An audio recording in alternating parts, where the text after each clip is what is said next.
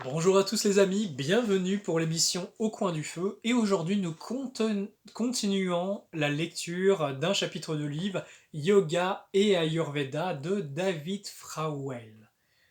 Voilà. Donc aujourd'hui nous abordons les trois types de prana majeurs, prana, tejas et ojas. C'est parti. Secret de l'alchimie yogique. Vous êtes l'ancien Rishi incarné, le seul gouvernant l'univers à travers la puissance de Ojas. Rig Veda 8, 6, 41. Le yoga est un processus alchimique équilibrant et transformant les énergies de la psyché.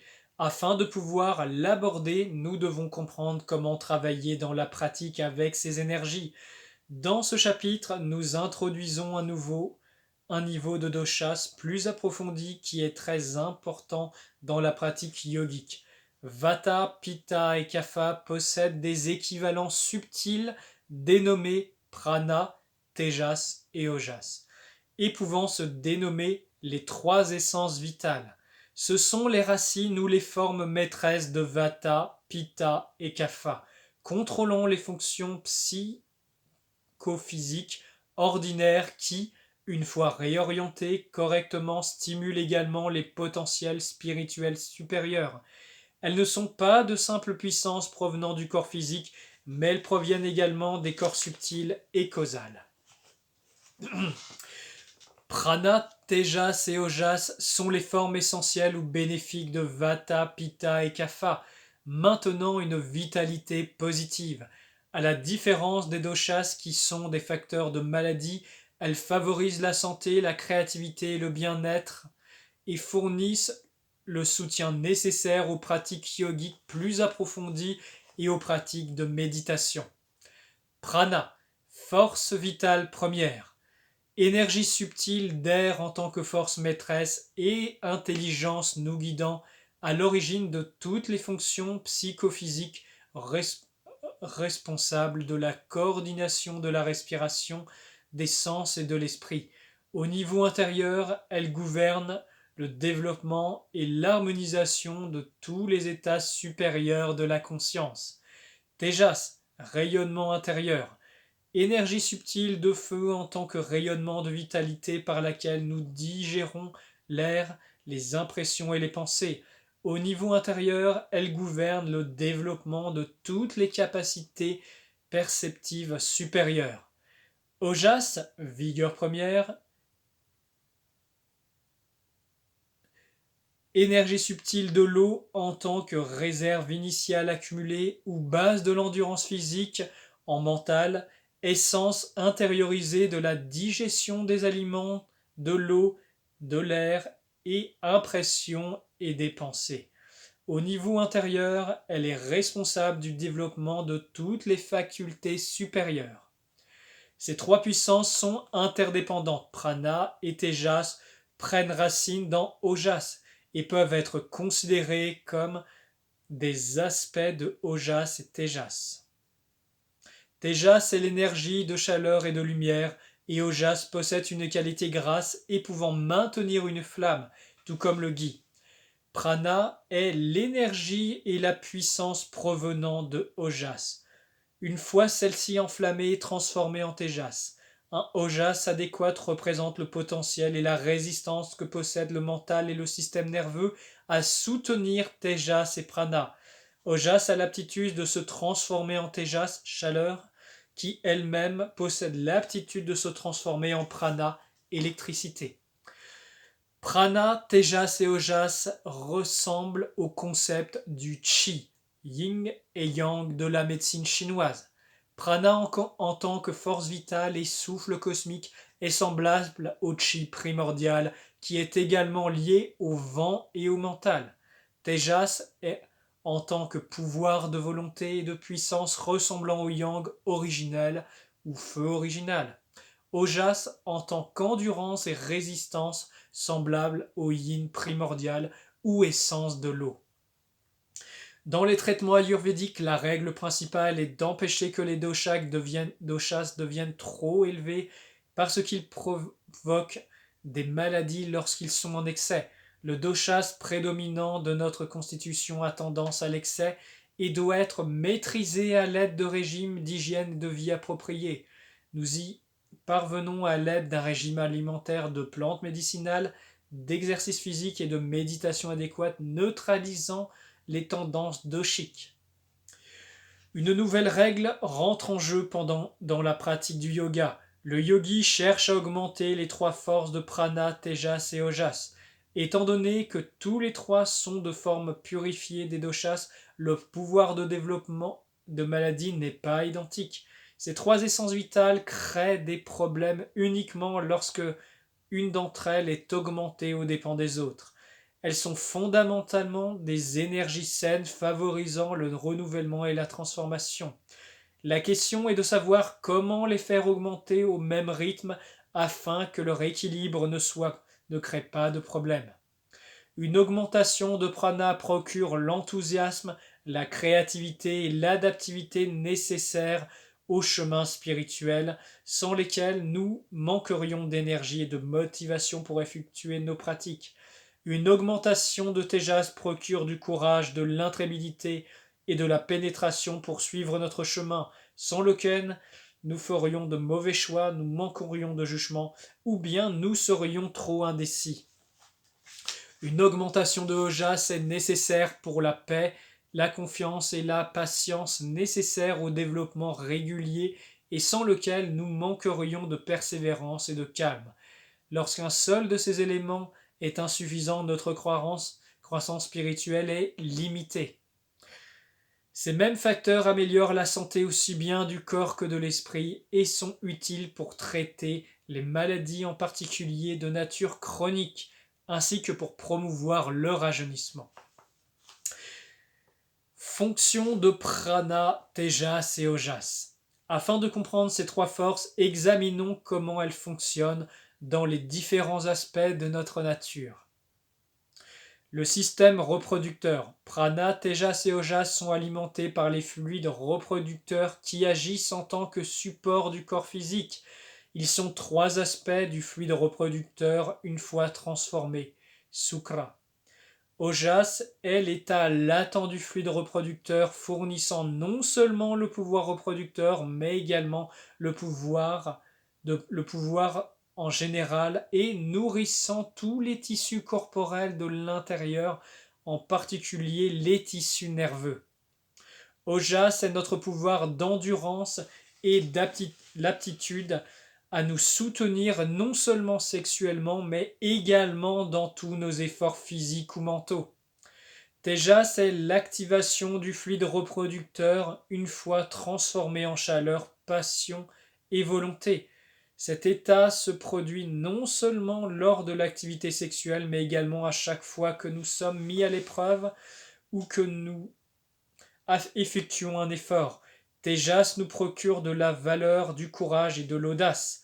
En yoga, cette force est nécessaire pour nous permettre d'accomplir des tapas ou des pratiques spirituelles nous transformant.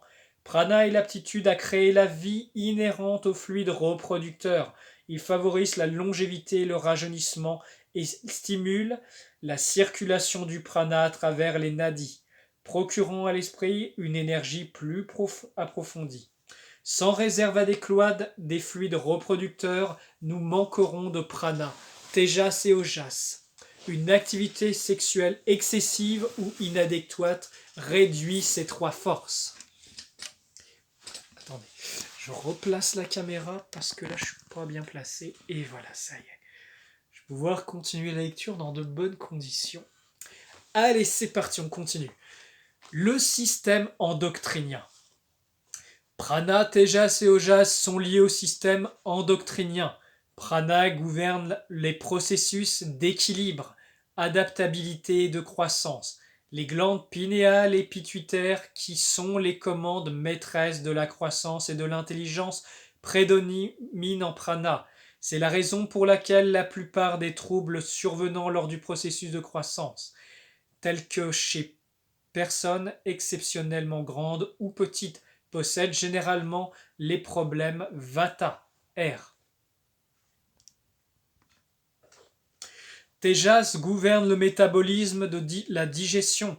Les fonctions thyroïdiennes et pancréatiques prédominent en Tejas. La plupart des problèmes métaboliques profonds ancrés sont de nature Tejas. Ojas gouverne la reproduction et la réserve d'énergie et est prédominant dans les testicules, les ovaires et les surrénales. La plupart des problèmes venant dans les systèmes reproducteurs sont liés à Ojas. Ojas nous permet de supporter le stress en soutenant l'adrénaline. Le système immunitaire. Prana, Tejas et Ojas stimulent le système immunitaire. Ojas représente l'aptitude fondamentale du système immunitaire, le potentiel à nous défendre contre les pathogènes externes. Il nous fournit de l'endurance et la résistance de la force pour écarter les maladies. Tejas représente le système immunitaire qui, une fois stimulé, est apte à brûler et à détruire les toxines. Il génère la fièvre produite par le corps permettant de détruire les pathogènes qui l'attaquent. Tejas est notre aptitude à vaincre les maladies aiguës qui sont généralement de nature infectieuse. Tejas et Ojas transformés en ardeur, en chaleur et en vitalité, ils représentent notre aptitude à mobiliser les forces de notre système immunitaire.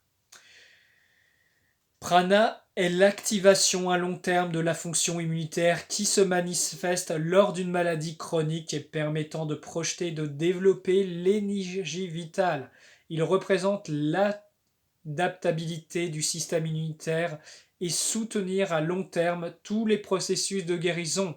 Lorsque nous possédons suffisamment de prana, de tejas et d'ojas, aucune maladie ne peut nous atteindre.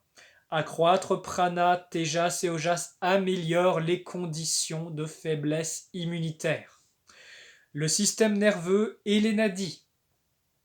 Le système nerveux est le système maître gouvernant tous les systèmes corporels. Les 3 essences vitales sont responsables de sa fonction adéquate. Prana gouverne la libération et la coordination des impulsions nerveuses, qui sont des forces praniques et des forces vata. Lorsqu'il est perturbé, il provoque une hypersensibilité, des tremblements et un déséquilibre du système nerveux. Tejas procure une acuité sensorielle et de perception. Tejas perturbé épuise le système nerveux, provoquant des inflammations et endommageant les tissus nerveux. Ojas procure de l'endurance et de la stabilité à tout le système nerveux. Il est responsable de la lubrification des canaux nerveux. Une dépression nerveuse ou un épuisement nerveux proviennent d'un ojas faible. Prana, Tejas et Ojas gouvernent également les mouvements des impulsions à travers les nadis. Ojas est le fluide qui tapisse les nadis et y permettant la circulation d'énergie. Tejas est la chaleur qui circule. Prana est l'énergie circulant et produite par la chaleur de Tejas. Afin de produire les nadis, nous devons protéger Prana, Tejas et Ojas. Les respirations. Les 3 énergies vitales sont intimement liées à la respiration à travers le pranayama koshas. Prana est l'énergie fondamentale et le mouvement fondamental du souffle, la source de propulsion de son pouvoir d'action. Tejas est la chaleur produite par le souffle, ainsi que son aptitude à vitaliser le sang.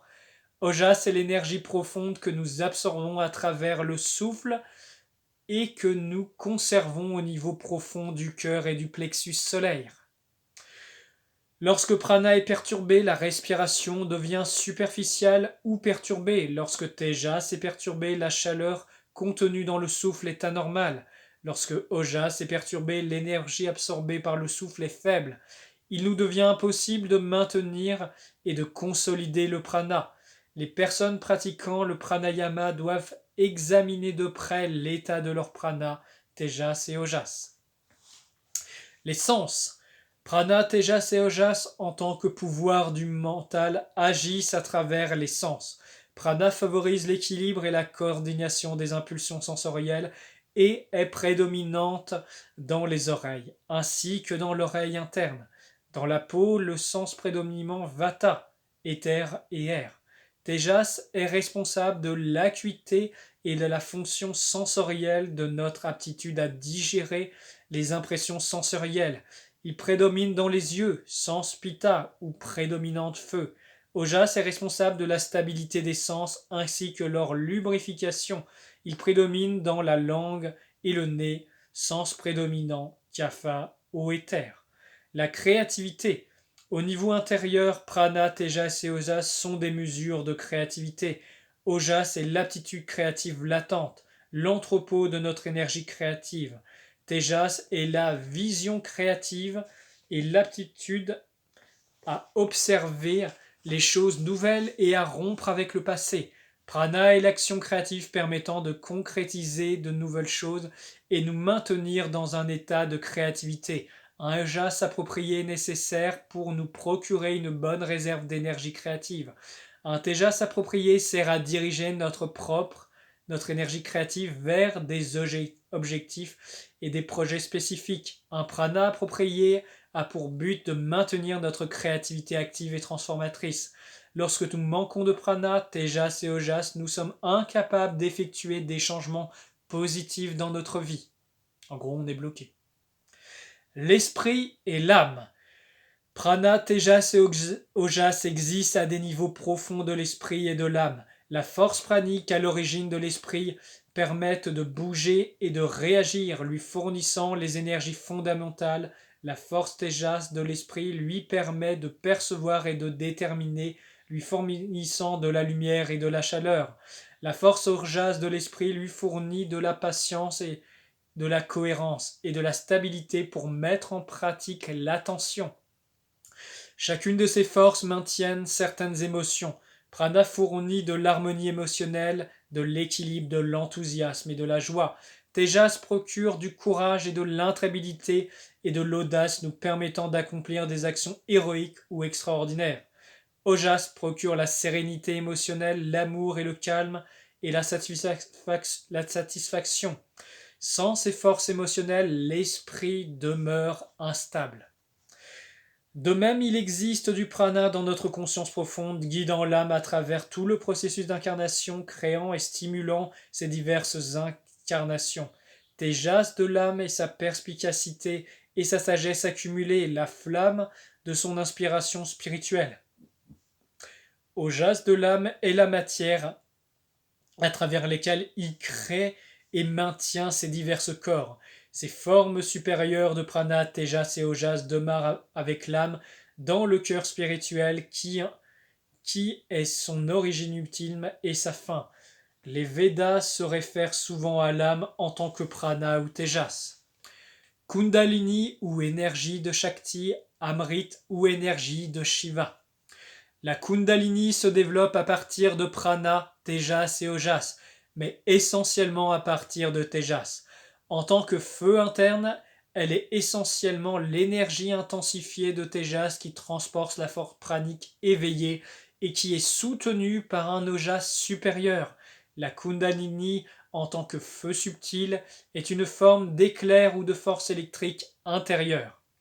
La Kundalini, en tant que tejas, est l'énergie féminine supérieure appelée Yoga Shakti, le pouvoir du yoga nécessaire pour catalyser toutes les potentiels d'évolution supérieure présents en nous. À l'opposé de la Kundalini se trouve Amrit, ou nectar qui descend du chakra situé au sommet du crâne et qui nourrit la Kundalini lors de son mouvement ascendant.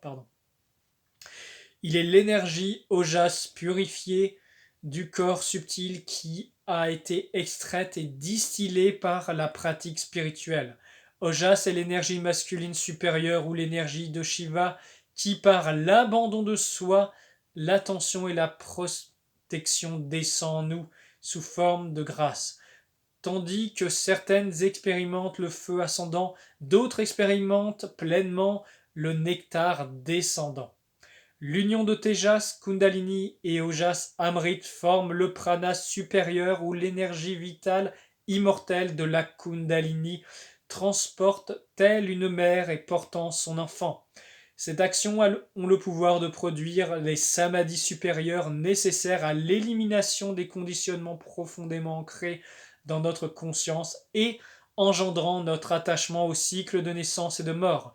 Le prana immortel est l'enfant divin ou l'enfant de la divinité provenant des énergies supérieures de Tejas et de Oshas qu'il transporte. Le prana supérieur est le pouvoir ou la shakti de notre intelligence supérieure, Buddhi, nous permettant de discriminer entre l'éternel et le transitoire, le divin et le profane, et procurant l'illumination de l'âme. Sans une telle énergie profonde de notre esprit, quelles que soient les méditations que nous pratiquons et la compréhension que nous obtenons, nous serions incapables de la maintenir et de la consolider. Développer prana, tejas et ojas. Prana, tejas et ojas se développent de différentes façons.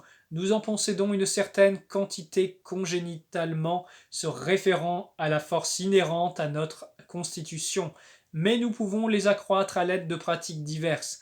Il nous faut tout d'abord les purifier, entre parenthèses les rendre sattviques, pour que leurs effets se manifestent. Il est nécessaire pour cela de suivre un régime alimentaire pur et un style de vie dharmique, en contrôlant le mental, les émotions et les sens, comme le prescrit généralement le yoga. En d'autres mots, un mode de vie yogique à la base de ce travail. Augmenter ojas. Ojas augmente de diverses façons, dont les plus importantes sont un régime alimentaire adéquat, les plantes toniques, le contrôle de l'énergie sexuelle, le contrôle des sens, la dévotion. Alors, augmenter Tejas. Bon, il y a des chapitres qui suivent où il explique comment faire, mais je vais faire simple, d'accord? Je vous laisse découvrir dans l'ouvrage si vous voulez plus d'informations. Augmenter Tejas. Lorsque Ojas est en quantité suffisante, nous pouvons transformer en Tejas sans le réduire. Tejas se développe principalement à travers le contrôle de la parole et autres austérités, les mantras, l'exercice de contemplation, le yoga de la connaissance. Bon, il donne des descriptifs après pour chaque étape. Augmenter prana. Lorsque Ajas et Tejas sont développés, un prana supérieur peut survenir. Prana se développe particulièrement à travers le pranayama, mais d'autres méthodes sont efficaces telles que le pranayama, méditation passive mettant l'accent sur l'aspect et le son, le raja yoga ou yoga intégral. Maintenir l'équilibre de prana, tejas et ojas. Étant donné que ces trois facteurs sont toujours très liés, les pratiques favorisent le développement de chacun d'eux. Par conséquent, un développement intégral de prana, tejas et ojas est la clé d'une croissance intérieure équilibrée. Ojas est le plus important de tous. Non seulement Ojas procure une grande réserve d'énergie vitale, il procure également un caractère puissant et affirmé et une stabilité émotionnelle. Ojas fabrique le vaisseau nécessaire au maintien de prana et de tejas, qui sans lui se disperserait. Il se peut que nous ayons un esprit très vif ou un cœur sensible, mais ceci ne nous entraîne pas loin spirituellement si nous n'avons pas un ojas adéquat ou un fluide vital adéquat. Pour les soutenir, ojas et ejas, les exercices de méditation et le yoga manquent de fondement. Les premières questions que doit se poser une personne entreprenant une véritable pratique de yoga est: est-ce que je possède suffisamment de ojas pour la soutenir? Le prana est maintenu par ojas qui est son conducteur. Lorsque nous augmentons prana sans ojas, en réajustant de l'énergie sans l'enraciner, nous dérangeons et même perturbons le mental et le système nerveux. Tejas s'appuie sur ojas et son combustible. Lorsque nous augmentons l'aptitude critique de l'esprit ou notre pouvoir de discrimination, tejas, sans augmenter en jas, nous consumons littéralement. La connaissance spirituelle embrase uniquement lorsqu'elle est alimentée par le carburant de l'amour. Lorsque ojas est en quantité suffisante, nous devons développer tejas pour pouvoir l'utiliser. Cela exige d'avoir de la volonté, de la compréhension et du discernement afin de choisir un chemin correct et de suivre méthodiquement. Nous pouvons alors développer prana qui provient de l'union de Tejas et de Ojas. Lorsque nous avons établi les bases correctes et que nous suivons le chemin adéquat, prana nous permet de progresser plus rapidement sur le chemin. Prana, Tejas et Ojas et les maladies. En général, tout excès de toja, qu'il soit vata, pitta ou kapha, affaiblira éventuellement les trois forces de prana, tejas et ojas. Lorsque les doshas sont en excès, ils empêchent le développement de leur propre forme supérieure ou subtile. Vata élevé assèche ojas de la même façon que le vent assèche l'eau. Ils affaiblissent tejas de la façon dont le vent stimule un feu ou l'éteint. Toutefois, vata élevé réduit également prana. Lorsque prana devient un déchet gazeux, l'énergie subtile de prana, qui est semblable à un parfum raréfié, ne peut pas se former. Pitta élevé consume ojas, tout comme une flamme trop vive consomme le pétrole qui l'alimente. Il affaiblirait prana de la même façon que la chaleur de la fièvre épuise notre vitalité. Cependant, pitta élevé endommage également tejas. Le dosha pitta est une forme rudimentaire de tejas qui ne peut pas se transformer en essence subtile de tejas, de même que du pétrole non raffiné ne peut pas produire une bonne flamme. Prenons un exemple. Tejas est de la bravoure et du courage. Pitta élevé est la colère et de la paranoïa. Lorsque pitta est en excès, les qualités supérieures de tejas ne peuvent pas se manifester. Tejas élevés et prana élevés peuvent endommager ojas, mais ceux-ci sont provisoires parce qu'ils détruisent leurs propres racines. Un excès de tejas est semblable à un feu puissant qui consomme son combustible et finit par s'éteindre. Cela ressemble à un soldat sur un champ de bataille, utilisant tout son courage jusqu'à ce qu'il perde et devienne lâche. Cela diffère de pitta élevé parce que dans le cas de la consomption de ojas, ne provient pas d'une toxine mais de l'utilisation excessive d'une énergie positive. De même, une personne ayant une grande quantité de prana créatif peut épuiser son ojas en se surmenant. Les jeunes personnes, en particulier, possèdent un niveau élevé de prana ou de tejas pendant un certain temps avant que leur ojas ne s'affaiblisse. C'est parce qu'elles possèdent un bon ojas congénital sur lequel elles peuvent puiser.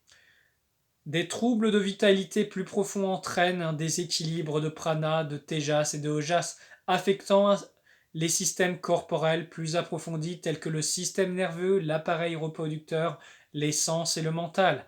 Ces troubles comprennent les troubles de croissance chez les enfants, le vieillissement prématuré, les problèmes métaboliques, les déséquilibres hormonaux, les problèmes du système nerveux, les allergies ainsi que la plupart des maladies dégénératives allant du cancer ou sida. Lorsque ces énergies subtiles et maîtresses sont perturbées, les fonctions physiques deviennent perturbées à un niveau profond et se transmettent à tous les systèmes et organes. Les déséquilibres psychologiques affectent prana, tejas et ojas qui sont très liés au sens et aux émotions et au mental. Ils comprennent l'anxiété, la colère, la dépression, l'attachement et le chagrin. En augmentant prana, tejas et ojas, nous réduisons la plupart des problèmes psychologiques. La plupart des troubles de méditation proviennent du développement déséquilibré de prana, tejas et ojas. La cause principale provient d'une insuffisance d'ojas. Sans ojas approprié, tejas élevé peut consumer les nadis du corps subtil. Ce problème peut résulter des pratiques excessives de méditation ou de mantras effectués sans ojas adéquate pour les soutenir. Sans ojas adéquate, prana élevé peut se déplacer de façon imprévisible. Le problème peut résulter d'une pratique excessive de pranayama ou provient lorsque nous essayons de vider notre esprit sans avoir un ojas approprié pour soutenir ces pratiques. Nous devons être prudents lorsque nous essayons des pratiques puissantes et que notre ojas n'est pas suffisant. Le yoga est un processus alchimique nécessitant la connaissance des forces avec lesquelles nous travaillons. Il ne consiste pas à prendre simplement nos désirs pour des réalités et il n'agit pas uniquement au niveau mental. La science ayurvédique de prana, tejas et ojas nous fournit la compréhension des forces subtiles du yoga, bien que le sujet soit beaucoup plus complexe que le résumé que nous venons d'aborder dans ce chapitre. Il est important que le lecteur possède une compréhension dynamique et impliquée. Les amis, je vous dis à bientôt. Je pense que je referai une vidéo sur cet ouvrage. En tout cas, dites-moi en commentaire si ça vous plaît, si vous aimez. Je pense que les connaissances qui sont dans cet ouvrage sont vraiment importantes, donc n'hésitez pas à partager. La connaissance est précieuse, surtout à notre époque. A très bientôt les amis, et que la vraie lumière soit avec vous.